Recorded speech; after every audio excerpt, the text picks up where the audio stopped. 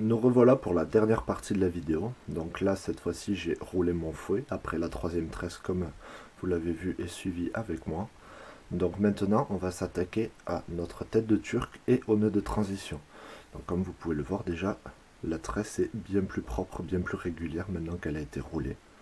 Après, comme j'ai déjà dit, c'est un fouet pour vous montrer comment on fait, comment on apprend ce genre de tressage. C'est pas un fouet qui est fait pour être, on va dire, vraiment utilisé. Je risque de le défaire ensuite, récupérer les brins et faire un plus petit snake par exemple avec. Donc, pour commencer déjà, on va prendre une de nos mèches que l'on avait à l'intérieur de la paracorde et on va attacher là où on veut notre tête au bout du fouet. Donc, pour cette partie, c'est un peu comme pour le tendon. On va le prendre, le poser dessus avec la mèche qui dépasse derrière et faire des tours et repasser dessus. Donc, voyez là où vous voulez que votre tête s'arrête. Par exemple, moi, je veux qu'elle s'arrête pile au niveau de la transition entre cette tresse de départ et mon diamant pour qu'on n'ait plus que le diamant et le motif tout au long de mon manche. Donc, il va falloir que ça s'arrête ici. Alors, pour des mesures pour une tête de turc, moi je vais vous faire un tressage en vous montrant le par 4, donc le carré et l'hexagone avec 6 côtés. Donc pour ces mesures, je prends en général 1 pouce par 1 pouce. Donc il faut que ça fasse un carré quand on le regarde de profil et que ça fasse 1 pouce de large et 1 pouce de haut. Donc 2,54 cm ou 2,5, c'est approximatif et ça marche très bien. Donc je vais faire mon attache, donc bien proprement, en l'attachant comme ceci, comme je vous ai montré, et en faisant bien le tour, en serrant les brins au maximum. Il faut beaucoup de tension pour que ça tienne cette tresse. Cette tresse ne doit pas se défaire. Donc je fais ça et je vous retrouve dès que j'ai tout attaché. Voilà, je vous reprends maintenant, comme ça vous voyez à peu près ce que j'ai attaché. J'ai fait comme précédemment une petite boucle que j'ai glissée à l'intérieur. Comme ça, le bout de ma mèche, à la fin, hop, même principe. On vient le passer dans notre boucle, s'il veut bien. Voilà. On le garde bien tendu, bien contre le reste. Et là, on vient attraper notre boucle. Et en tirant, elle va passer dessous. Pas besoin de faire deux nœuds. Hop, il faut y aller un peu fort parce que j'ai serré. Voilà.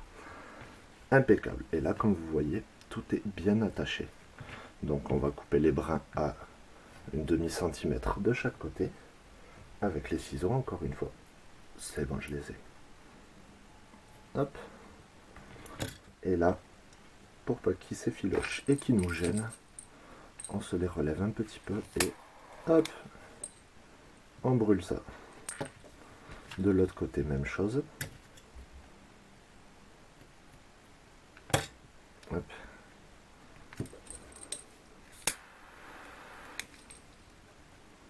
Voilà. Là, ça y est, on sait que notre tête, elle va être ici. Donc, pour la première chose, on va plus avoir besoin de ça. Donc, avec votre couteau, moi avec celui-ci ou un cutter, vous allez couper ici, bien droit, et enlever tous vos brins tout autour de votre fouet. Quand tous ces brins seront enlevés, vous prenez une scie à métaux, tout simplement, et vous allez couper la tige pour arriver ici à ras, bien net, et faire la fin de votre manche, tout simplement. La tête viendra englober tout ça, et dessus, elle viendra tout fermer. Elle vous servira de poignée à la fin. Donc je coupe ça, je vais me chercher ma scie à métaux et je vais couper aussi la tige. Et ensuite je vous retrouve dès que tout est prêt. Et voilà, ça y est. J'ai coupé tout ce qui me gênait, donc vous pouvez voir maintenant l'intérieur de ma tresse avec le bleu de la première tresse. Donc là, on va prendre notre briquet et hop, raplanir tout ça, faire fondre superficiellement le tout. Parce que si on casse un brin blanc, il y a tout qui se défait là. Tout est en tension. N'oubliez pas de laisser un tout petit peu de marge ici.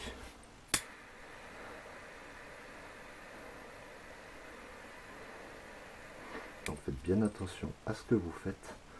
C'est le moment où il ne faut pas se gâcher ça pour tout recommencer. Hop. Voilà.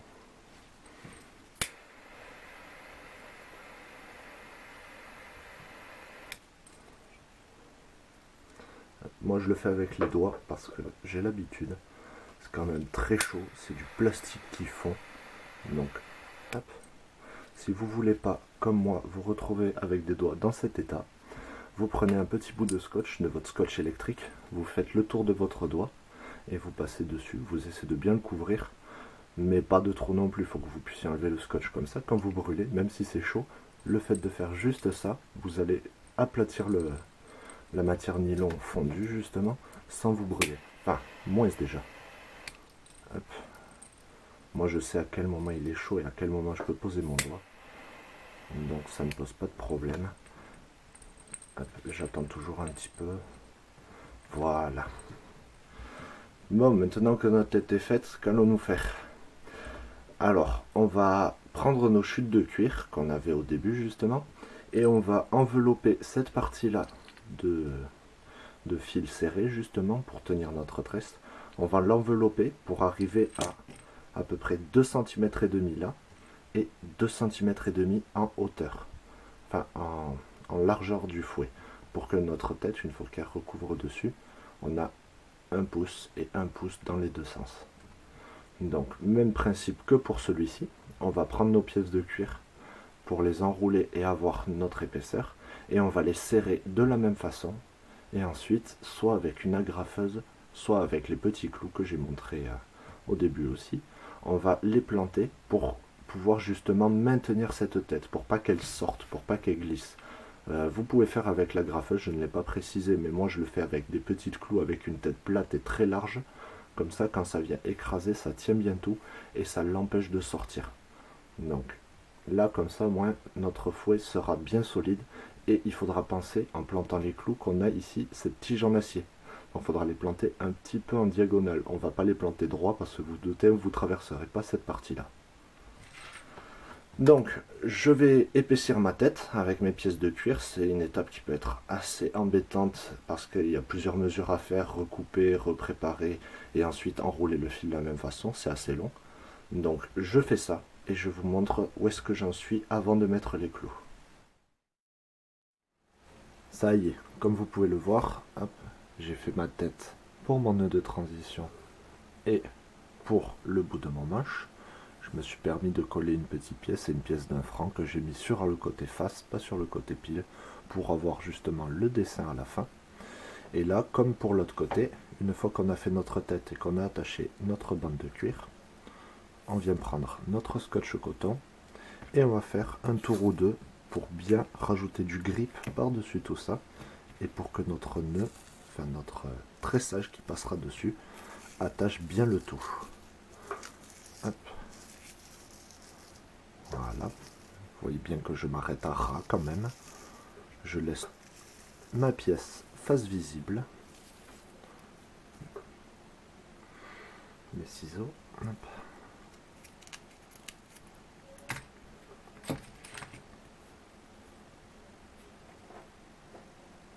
Voilà. Je ne m'embête pas, même si ça dépasse un petit peu. On va voir vraiment l'intérieur de la pièce. La paracorde va recouvrir tout ça. Ce qui compte, c'est de bien tout faire tenir. Voilà. Et d'avoir un grip sur tout notre attache qu'on avait au début. Comme ceci. Donc maintenant, voilà, j'ai pris ma corde qui va me servir à faire ma tête. Donc j'ai pris cette fit, donc 2,20 m. Donc pour notre tête, on commence comme ceci. On met notre brin en bas ici et on le laisse dépasser. On passe au-dessus, on fait le tour, on revient passer par-dessus pour le croiser. Hop, on remonte en haut et on passe au-dessus. Donc là, on a fait 2 faces de notre carré. Hop, je vais prendre mon aiguille. Maintenant, hop, on a fait la deuxième face. On va redescendre et on va passer sous notre première corde. Donc, voilà.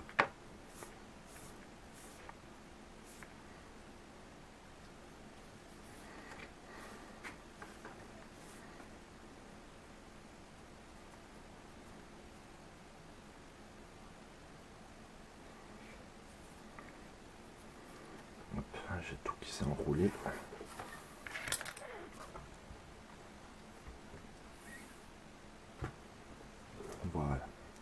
Donc on est passé en dessous notre première.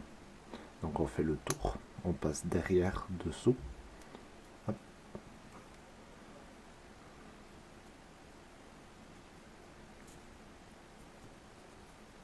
Voilà, je me les mets bien. Là ici on va passer en dessous.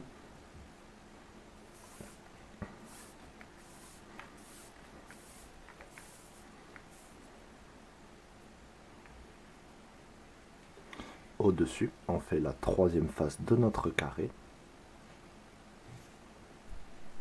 Là, on passe au-dessus, en dessous.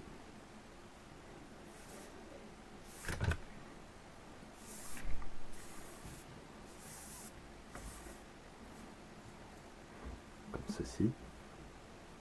Hop.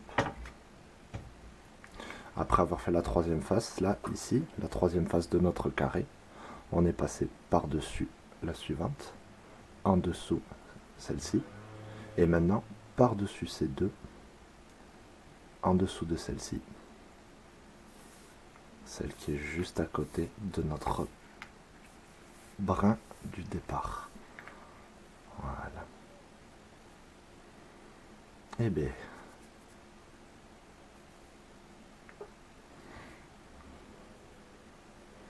du coup, comme vous vous en doutez, on va passer sur le haut de la tête et faire comme les autres passages de brin, au-dessus, en dessous.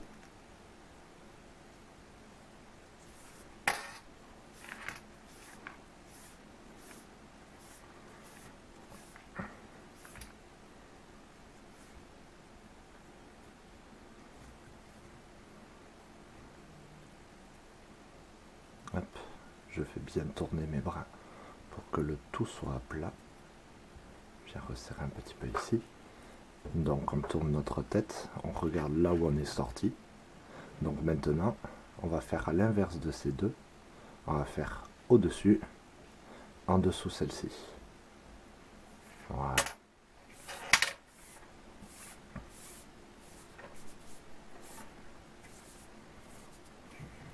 Hop, faut pas que ça glisse. Parce que si je lâche tout, je vais avoir la tête qui va me rester dans les mains. J'aurai l'air malin, tiens. Voilà. Donc là, on arrive en bas, donc par-dessus, comme en haut. Quand on arrive sur un point haut ou bas, par-dessus, par-dessous. Et on rattrape le sens de ce brin-ci, le début de notre brin de la tête. Hop. Voilà, j'essaie de profiter du soleil pour bien vous montrer. Je sais que c'est pas évident et j'ai pas non plus une très bonne qualité. Voilà. Donc ça y est, avec tout ça, vous avez un passage par 4, un carré, qui va se faire sur le haut de votre tête. Donc soit vous égalisez bien tout ça et vous multipliez votre passage de brin pour pouvoir élargir ça et couvrir toute votre tête en le faisant par 4. Mais moi je vais aussi vous montrer comment on le fait par 6, si je m'en souviens bien. Donc là maintenant on va commencer par suivre notre premier brin. Donc là on va passer au-dessus de la même façon en dessous. Olé, sacré nœud en plus, ça va pas m'aider. La paracorde est vraiment contre moi. Voilà, bien à plat. Et là on arrive en haut. Sauf que comme vous le savez, on est passé à 4 et on ne peut plus croiser au-dessus en dessous. Donc là, ce qu'on va faire par-dessus celle-ci, par-dessus celle-ci, et on va pas passer là, on va passer ici, en dessous, entre les deux. Donc au-dessus, au-dessus, en dessous.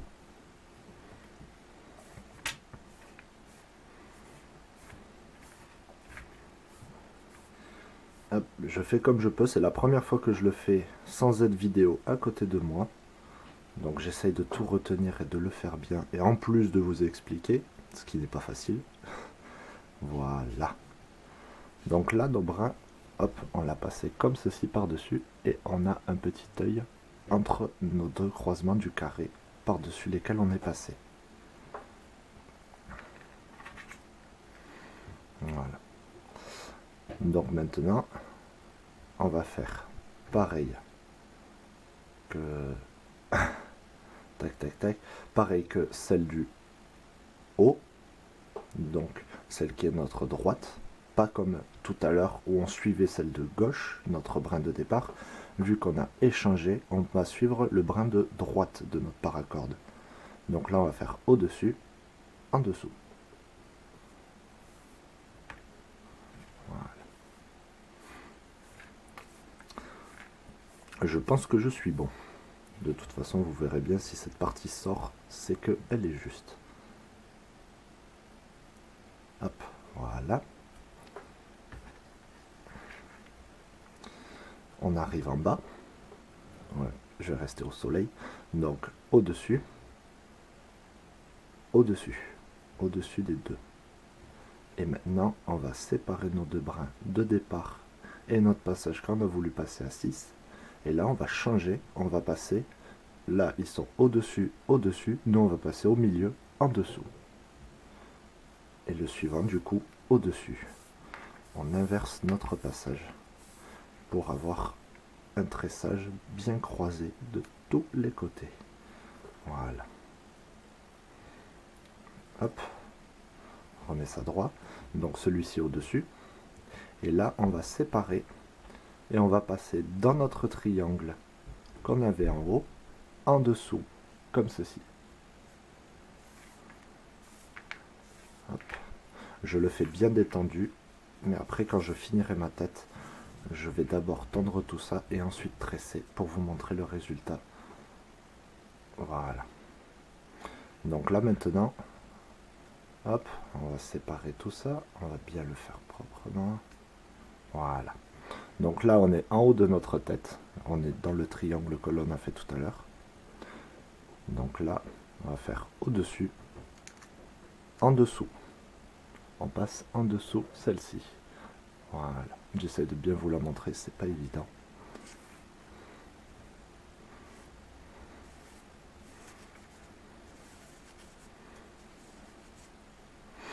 Ah là là.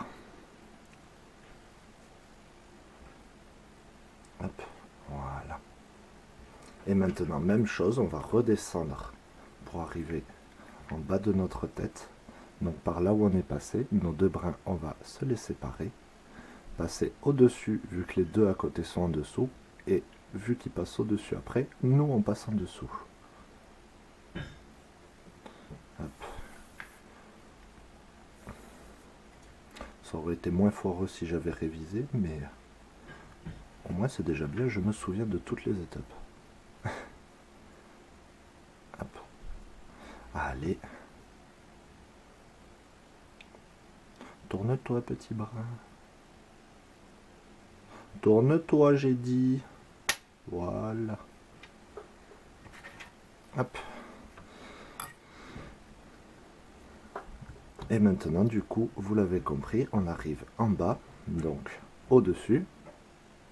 Le petit bout qu'on a, que vous ne voyez pas bien à cause de l'ombre. Hop. Ici, ce petit bout en passant dessous. Puis au-dessus. Et enfin, en dessous. Et là, vous avez votre tressage avec 6 côtés, votre tressage en hexagone pour votre tête.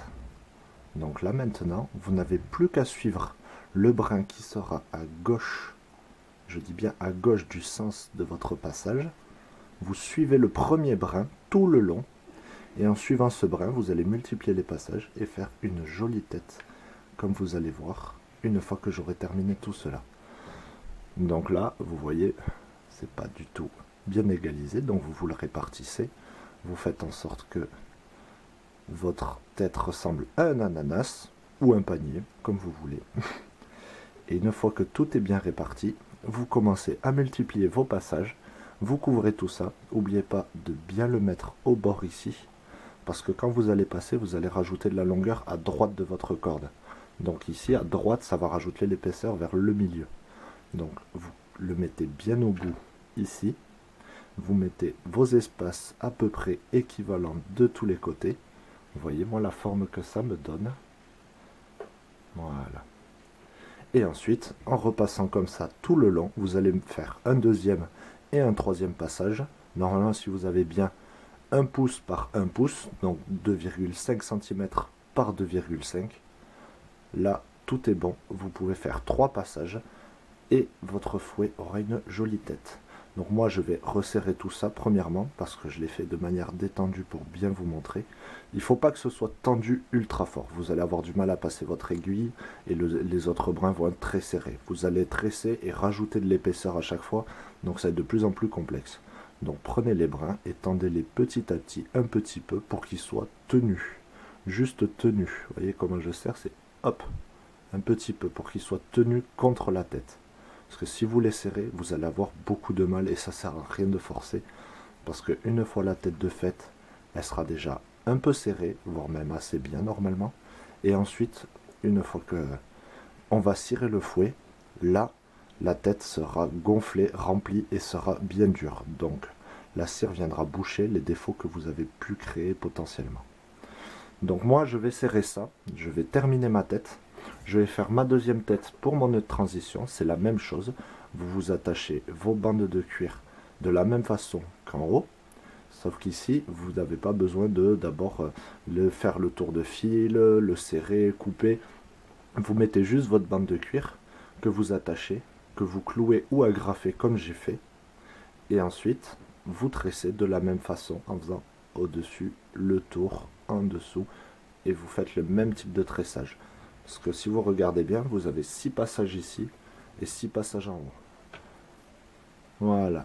Si vous avez fait comme moi, normalement, avec 2 passages, votre tête devrait être bien régulière.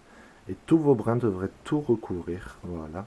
N'hésitez pas à bien faire attention qu'ils soient les uns à côté des autres et pas trop les uns au-dessus des autres. Donc votre hexagone en haut avec votre pièce ou un bouton, n'importe, ou même un passage de corde tressée que vous avez plaqué dessus et tenu. Donc vous pouvez faire un peu ce que vous voulez là-dessus, c'est la partie esthétique pour fermer ça. Sinon vous vous arrêtez à 4 passes au lieu de 6 comme ça, et vous fermez tout, donc vous aurez un carré sur le dessus de votre tête. Un petit peu comme j'ai fait avec ce stock noir et lava, donc avec un autre type de paracorde, voilà. Vous voyez du coup le type de tressage que ça fait comparé à celui-ci. Bien, maintenant que vous avez fait vos 2 passages partout, ou 3, selon la superficie que vous avez à couvrir, il est bien important que tout soit couvert et serré. Il faut que votre tête, vous sentiez qu'elle tienne quand même.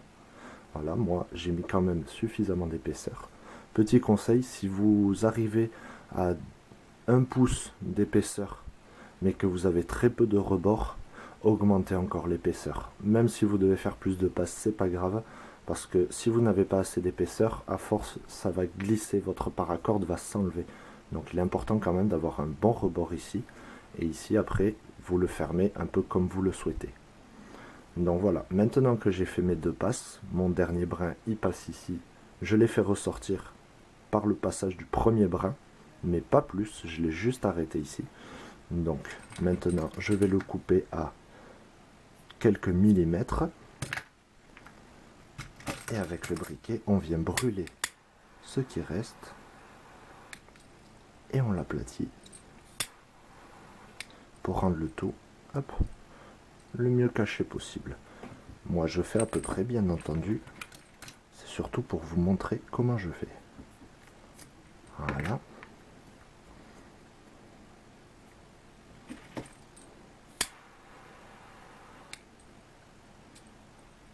Ici c'est parfait. Voilà, donc je fais pareil, je fais ma deuxième tête, donc les deux seront identiques, et ensuite on se retrouve pour la dernière partie, donc le cirage. Voilà, nous sommes fin prêts, donc j'ai mis ma marmite de cire hop, sur le feu. J'ai pris une grosse casserole que j'ai récupérée parce que je n'ai pas justement de bac avec thermostat et tout. Vous pouvez prendre un thermomètre qui monte jusqu'à 90-100 degrés. Donc notre cire, moi j'ai à peu près 7-8 cm dedans, on va la faire chauffer. Et on va la faire chauffer à pas n'importe quelle température, à environ 60 degrés.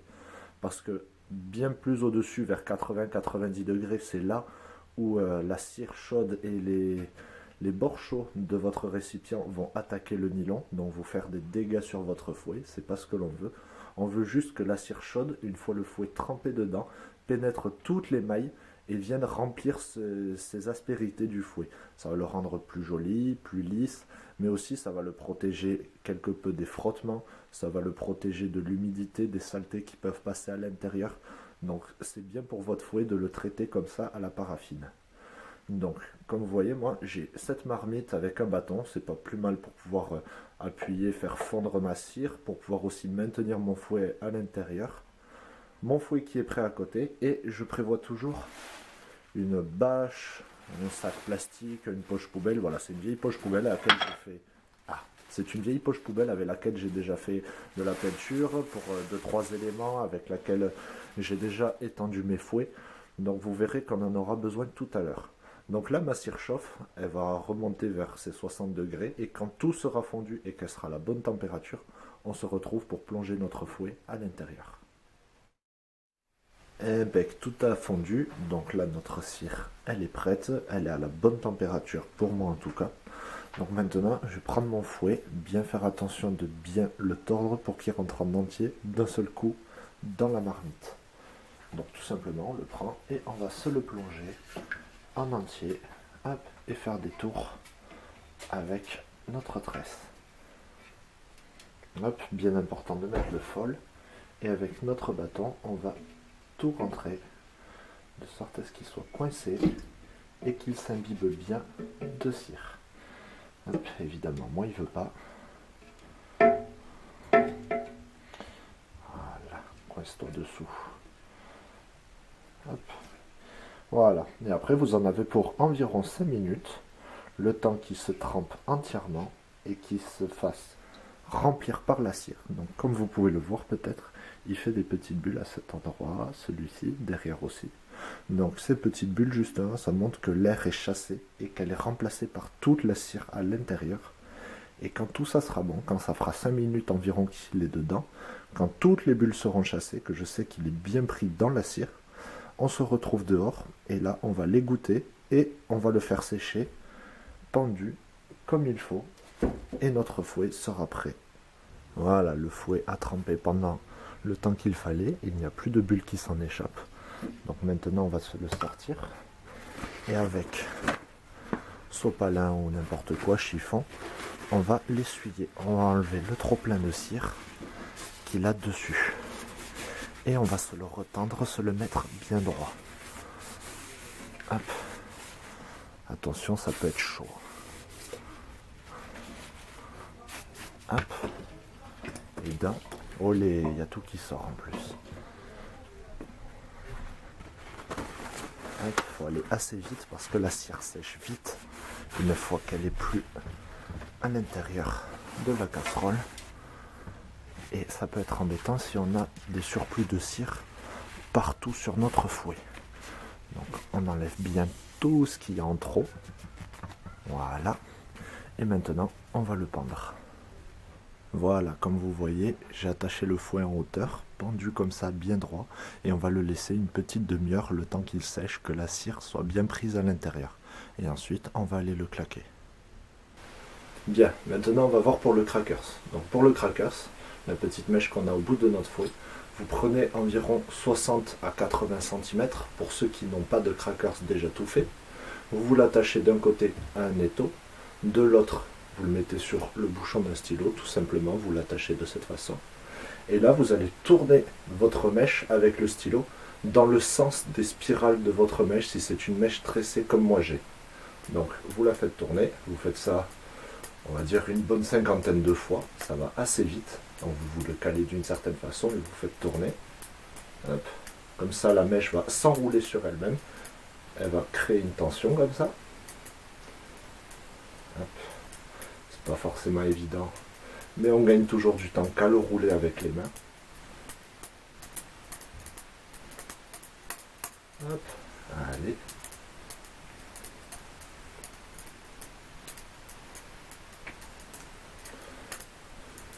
C'est pas la partie la moins longue non plus. Hop, vous faites bien glisser tout. Vous continuez à mettre de la tension. Et quand vous sentez que votre brin est tendu, et comme vous voyez que, hop, il crée des boucles quand vous le relâchez, vous prenez le milieu, vous ramenez votre stylo au niveau de votre étau et vous tenez les deux brins. Et là, moi ce que je fais, c'est que je le tiens avec mon petit doigt, je lâche le bout pour qu'il s'enroule, qu'il fasse bien la mèche, et après je lâche tout le reste. Et voilà. Et là du coup, la mèche s'est enroulée sur elle-même grâce à la torsion qu'on a fait avec notre stylo, et notre crackers est fait tout simplement. Donc on fait un nœud au niveau de nos doigts, bien au bout. Voilà. Et on laisse entre 4 et 6-7 cm. On détache le tout de notre stylo et de notre étau. Et voilà. J'ai la mèche de mon crackers avec son nœud. Et au bout, j'ai le bout qui a été justement torsadé. Donc maintenant, on va voir comment attacher ce crackers sur notre fouet. Et on sort, on va aller le faire claquer. Voilà, dernière étape, on va enfin pouvoir aller claquer tout ça. Donc, le bout de mon fouet que je viens de cirer avec vous, et ici, le bout de mon crackers. Donc là, on verra peut-être mieux la mèche, hein, pas spécialement. Donc, vous voyez la torsade qu'elle a faite. Le fait de l'avoir tourné avec le stylo, ça a créé cette force dans le brin, et quand on l'a replié et relâché sur lui-même, cette force s'enroule toute seule, et va justement faire notre torsade jusqu'au bout. Donc on se retrouve avec un crackers qui fait bien 30 cm, avec les petits brins qui en font 5-6. Moi c'est à peu près les distances que je fais pour que ça marche bien avec mon fouet. Donc maintenant on prend notre aiguille de notre paracorde. Donc moi c'est l'aiguille 275, elle fait 3-4 mm d'épaisseur comparé à mon brin qui en fait 5. Donc juste en dessous de là où vous avez brûlé, vous allez ouvrir un petit trou, hop, entre les brins de votre paracorde. C'est pas forcément évident parce que vous venez de le cirer et il a une force. Voilà. On fait bien passer l'aiguille et vous avez ouvert un œil à l'intérieur. Dans cet œil, vous allez passer votre brin de crackers. Vous ouvrez dans le sens inverse de la torsade un petit bout.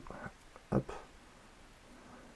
Et dans ce petit bout, vous allez mettre l'autre bout du crackers. Donc là, ce qui va se passer, c'est que vous allez devoir attraper de l'autre côté, comme ceci.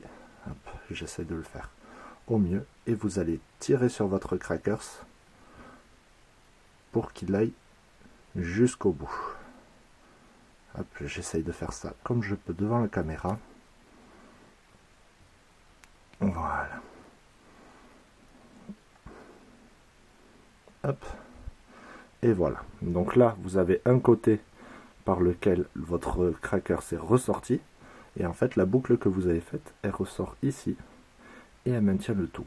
Donc là, mon cracker est attaché au bout de mon fouet. C'est parti. Voilà, ça y est, on y est enfin, au bout de cette longue vidéo, qui a été une grosse épreuve pour moi, mais vous m'avez apporté beaucoup de soutien. Autant sur YouTube que sur les réseaux sociaux, vous avez été là. Que ce soit français, anglais, américain, australien, beaucoup de monde me suivent quand même. C'est énorme par rapport à ce à quoi je m'attendais. Je vous rappelle que je fais YouTube simplement par passion, juste parce que je m'amuse, je m'éclate vraiment à faire tout ça. Il n'y a rien du tout derrière et j'attends rien de spécial en retour. C'est pour vous avant tout que je le fais, pour partager ce que moi j'aime, cette passion improbable que j'ai. Je dis ça souvent, mais on me le dit aussi de manière répétitive. Donc voilà, ça y est, notre fouet est fini.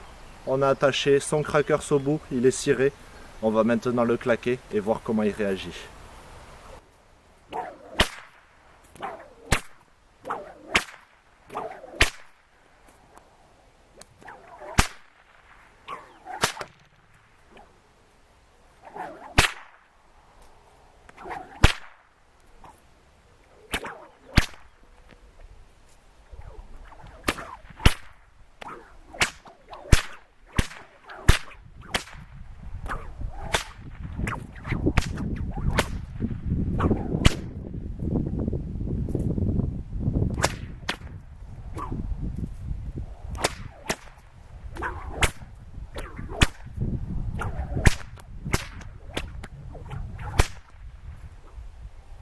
Pas mal, franchement pas mal. J'espère que le vôtre est tout aussi bien, voire meilleur, que vous avez pris le temps de le faire. Et grâce à ça, maintenant, vous allez pouvoir vous éclater. Encore une fois, merci à tous, merci infiniment pour tout ça. J-Whip Making, le Ball Whip, 6 feet,